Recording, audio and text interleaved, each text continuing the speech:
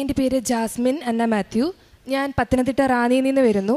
ഞാൻ ആദ്യമായി ഉടമ്പടി എടുത്തത് 2023 മെയ്യിലായിരുന്നു. പക്ഷേ ഉടമ്പടി കാശ് രൂപ നഷ്ടപ്പെട്ടത് കാരണം ഞാൻ വീണ്ടും 2023 ഒക്ടോബർ 30 ഉടമ്പടി എടുത്തു. അത് കഴിഞ്ഞ് ഞാൻ അതിനകത്ത് എഴുതിയ കാര്യങ്ങൾ എന്ന് പറഞ്ഞാൽ എനിക്ക് പുറത്തേക്ക് എവിടെയെങ്കിലും പോകാൻ സാധിക്കണമെന്നായിരുന്നു. ഞാൻ 2019 മുതൽ ഇങ്ങനെ പുറത്തേക്ക് പോകാനായിട്ട് ട്രൈ ചെയ്തുകൊണ്ടിരിക്കുമായിരുന്നു. പക്ഷേ പല കാരണത്താലും എനിക്കത് നടന്നു കിട്ടിയില്ല. പക്ഷേ ഞാൻ ജർമ്മനി, UK ഒക്കെയാണ് ആ സമയങ്ങളിൽ നോക്കിയത്. പക്ഷേ പിന്നീട് എൻ്റെ ഫ്രണ്ട് വഴി എനിക്കൊരു ഓപ്ഷൻ വന്നു. ഫ്രാൻസ് എന്ന് പറഞ്ഞ ഓപ്ഷനാണ് വന്നത്. അപ്പോൾ ഞാൻ ചിന്തിച്ചു എന്തുകൊണ്ട് ഫ്രാൻസിൽ പോയിക്കൂടാ. അപ്പം അവൻ പറഞ്ഞു കുറച്ചുകൂടെ ഈസിയാണ്, പ്രൊസീജിയേഴ്സ് ഇങ്ങനെയാണെന്ന് പറഞ്ഞപ്പം ഞാൻ എന്തുകൊണ്ട് ഫ്രാൻസിൽ പോയിക്കൂടാ, എനിക്ക് ഫ്രാൻസിസ് മാർപ്പപ്പനെ എന്തെങ്കിലും കാണാൻ സാധിച്ചാലോ എന്നുള്ളൊരു മൈൻഡ് എനിക്ക് വന്നു. മാത്രമല്ല എനിക്ക് എങ്ങനെയും പുറത്ത് പോകണം, അവിടെ സെറ്റിൽ ആവണം എന്നുള്ളൊരു മൈൻഡായിരുന്നു കൊച്ചിലെ മുതൽ. അപ്പം എനിക്ക് പല തടസ്സങ്ങളും വന്നു. കാരണം ഇൻ്റർവ്യൂ കഴിഞ്ഞ് കഴിഞ്ഞപ്പം എല്ലാവരും പാസ്സായി.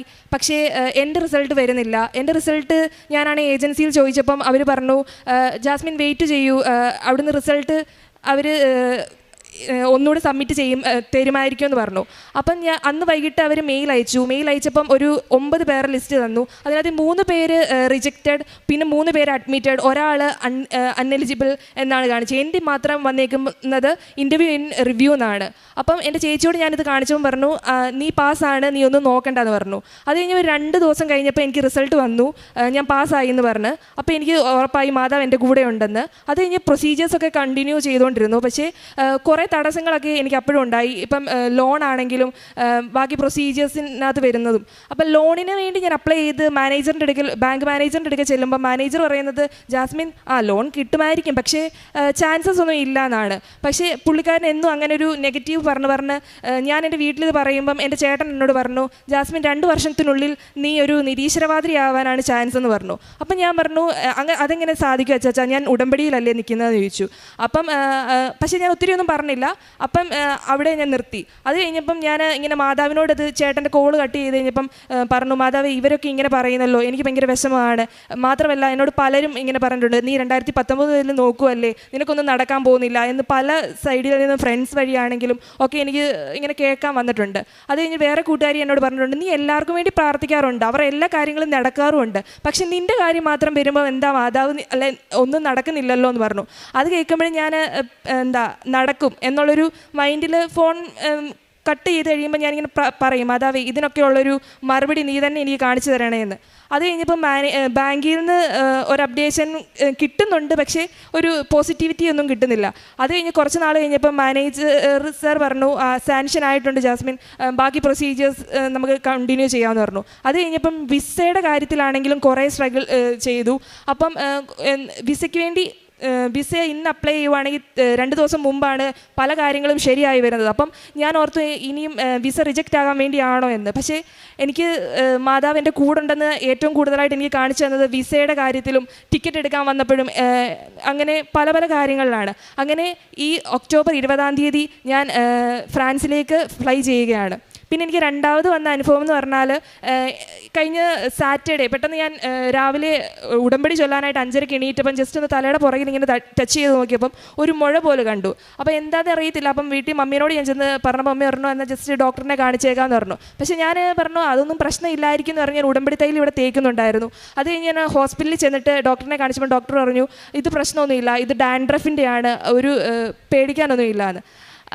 എനിക്ക് പിന്നെ ഞാൻ കാരുണ്യ പ്രവർത്തികൾ എന്ന് പറഞ്ഞാൽ ഞാനാണെങ്കിൽ എന്നെ കൊണ്ട് സാധിക്കുന്ന രീതിയിലൊക്കെ ഞാൻ ഹെൽപ്പ് ചെയ്യും പാവങ്ങളെ. ലൈക്ക് ഇപ്പം വീട്ടിൽ നിന്ന് ചോറും പൊതി കെട്ടിക്കൊണ്ട് റോഡിലും റെയിൽവേ സ്റ്റേഷനിലും ഒക്കെ കൊണ്ട് കൊടുക്കും. പിന്നെ പത്രമൊക്കെ റെയിൽവേ സ്റ്റേഷനുകളിലും അല്ലെ റോഡ് സൈഡിൽ അല്ലെ പോകുന്ന വഴികളിലൊക്കെ കൊടുക്കും.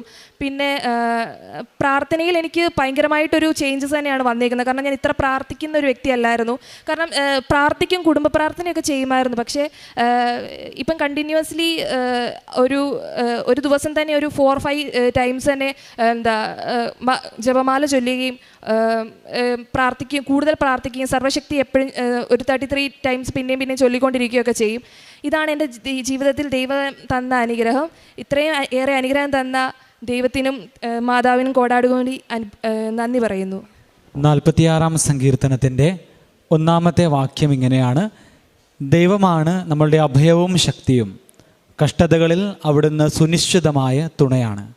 പ്രിയമുള്ളവരെ, ജാസ്മിൻ അന്ന മാത്യു എന്ന സഹോദരി തൻ്റെ ഉടമ്പടി ജീവിത സാക്ഷ്യം പങ്കുവയ്ക്കുമ്പോൾ പരിശുദ്ധ അമ്മയുടെ ഉടമ്പടി പ്രാർത്ഥനയിൽ പങ്കുചേർന്ന് വിശ്വാസത്തിൽ ആഴപ്പെടുവാനായിട്ട്, ദൈവികമായിട്ടുള്ള തീക്ഷ്ണതയിൽ ജ്വലിക്കുവാനായിട്ട് തനിക്ക് സാധിച്ചു എന്ന് ഈ സഹോദരി നമ്മളോട് സാക്ഷ്യപ്പെടുത്തുകയാണ്. വിദേശത്തേക്ക് പോകുവാനായിട്ടും അതുപോലെ തന്നെ തൻ്റെ തലയിലുണ്ടായിട്ടുള്ള അസ്വസ്ഥതകളിൽ പരിശുദ്ധ അമ്മ ഇടപെട്ടതിൻ്റെയും അനുഭവത്തെക്കുറിച്ച് ഈ സഹോദരി നമ്മളോട് സാക്ഷ്യം പറയുമ്പോൾ നമുക്കും തിരിച്ചറിയാം, ദൈവത്തിൽ ആശ്രയിക്കുന്നവർക്ക്, കർത്താവിൻ്റെ പദ്ധതിക്ക് തങ്ങളുടെ ജീവിതത്തെ സമർപ്പിക്കുന്നവർക്ക് ദൈവം സുനിശ്ചിതമായിട്ടുള്ള തുണയാണ്. കർത്താവിൻ്റെ വലിയ അനുഗ്രഹം ഉടമ്പടി പ്രാർത്ഥനയിലൂടെ നമുക്ക് ലഭിക്കുന്നു. നമുക്ക് ഇരു കരങ്ങളും അടിച്ച് ഈ സഹോദരിയുടെ ജീവിതത്തിൽ പരിശുദ്ധ അമ്മ ചൊരിഞ്ഞ എല്ലാ അനുഗ്രഹങ്ങൾക്കും കൃപകൾക്കും നമുക്ക് നന്ദി പറയാം. ദൈവത്തിരുനാമത്തെ മഹത്വപ്പെടുത്താം. അത്യപൂർവ ദൈവാനുഭവങ്ങൾ ഇനി നിങ്ങൾക്കും സ്വന്തം. ഈ യൂട്യൂബ് ചാനൽ ഇതുവരെ സബ്സ്ക്രൈബ് ചെയ്തിട്ടില്ലെങ്കിൽ ഇപ്പോൾ തന്നെ സബ്സ്ക്രൈബ് ചെയ്യുക. ഈ വീഡിയോ ഇപ്പോൾ തന്നെ നിങ്ങളുടെ സുഹൃത്തുക്കൾക്ക് ഷെയർ ചെയ്തുകൊണ്ട് കർത്താവിൻ്റെ പ്രേക്ഷിതരാകുക.